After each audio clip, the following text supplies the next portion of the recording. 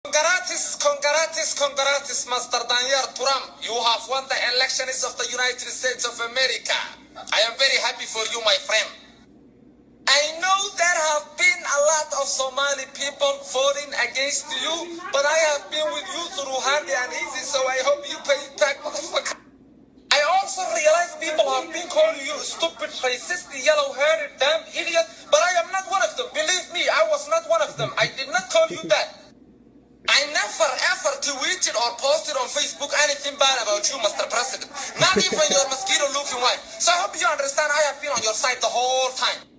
So I hope you do not cut my food stamps and do not stop my SSI, and sure as hell you do not interfere with my free Section 8. I hope you do not.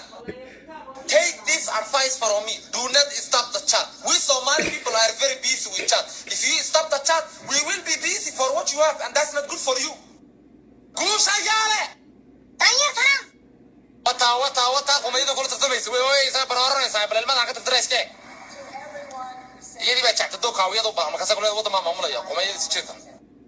To all these people who have been trying to run away from this country, remember the airport is closed. You are not going anywhere until you pay back all the food stamps and childcare you have been getting.